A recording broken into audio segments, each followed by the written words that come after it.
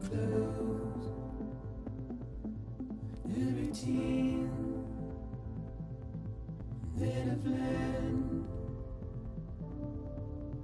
to understand and know. This is the beautiful cinematic intro into Hideo Kojima's latest masterpiece, Death Stranding. An introduction reminiscent of a movie or TV show that says, hey, this is going to be an experience. And it certainly is. Today I'm going to give you my initial thoughts and impressions on a game that I've been waiting to play for literally years. I'm going to be very conservative in what scenes I use because I don't really want to give any spoilers, so just bear with me, as this is my first attempt at a video like this.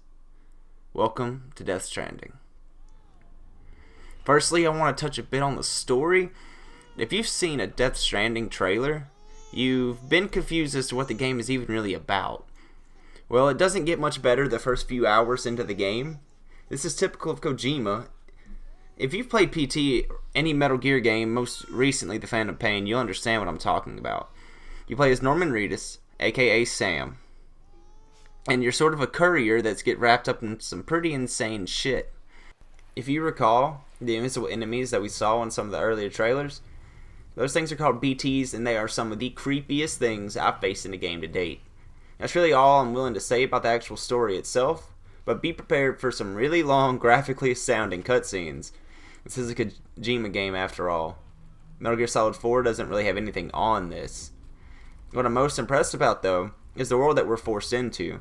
It's a gritty post-apocalyptic world that, in its own way, really wants you to believe that it could exist.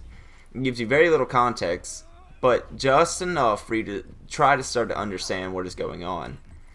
But 4 hours into the game and the world, it's still a little hard to wrap your head around. Creativity that went into the world building is insane. Kojima Productions went above and beyond to create a post-apocalyptic world that feels fresh and new. The concepts presented here are just completely insane. I'd love to go into more detail, but I'll leave all of that to you to figure out. I'm a huge fan of Kojima and his storytelling. I love the mystery that he's left us with as we go into this journey. I think what this brings to the table is a classic Kojima game with absolutely no limitations. You can see every bit of love that went into this project, especially the cutscenes. I think anyone looking for a new interesting story set in a new interesting world will like this game. But let's talk about the gameplay. I named this little guy Morty. What's up, Morty? Gameplay typically consists of you traversing mountainous areas, delivering your cargo. There's this really cool balance system here that takes your weight and movement into consideration. If you're going too fast and dart to your left, you may have to hold the left trigger to rebalance yourself. It's interesting because it makes it feel like you're always playing a puzzle. I think that's what was intended, honestly. Get from point A to point B as quickly as possible while doing as little damage to your cargo as you can. It's not forcing you into fights every 30 seconds, it's not that type of game. Instead, this game allows you to simply use exploration as a tool to complete your objective. Get from A to B. You have to consider the weather as well. If it's raining, you won't be able to walk up slopes as easily and rivers will be harder to traverse. The world is a playground here, and while hardcore action fans might find it boring, I'm enthralled. The game also gives you a sensor that will scan the immediate area and search for items that you could use along your journey. It'll also show you your previous footsteps, which I'm ready to see how that will help the stealth sections later. There's also the BTs that inhabit the world, those invisible enemies from earlier. Yeah, the concept is totally bonkers, and engaging with them is an experience like I personally never had in a game.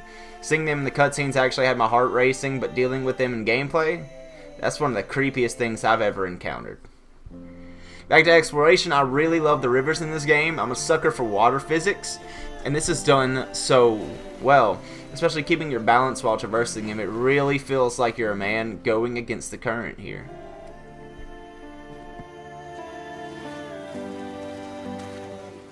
You also get graded on your deliveries, detailing how fast you delivered them, the condition of the items, and if you delivered all of the items actually.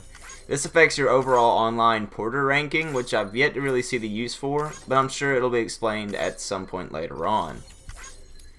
One last thing I want to touch on is my personal favorite part of the game. This is your room, a hub area of sorts. Here you can drink your highly detailed Monster Energy drinks. And you can even put on your shades if you want to, and be that guy that wears his shades indoors. You can also go up to the sink where you can look at Norman Reedus in very detailed mirror.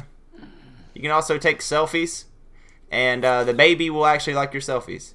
You can use the toilet whenever you want, and it's pretty cool. You can also examine your weapons rack and equipment, as well as look at your baby. All in all, this is exactly what I was really hoping out of this game. I don't think anyone really knew what we were getting going into this, but I think what we were given is actually phenomenal.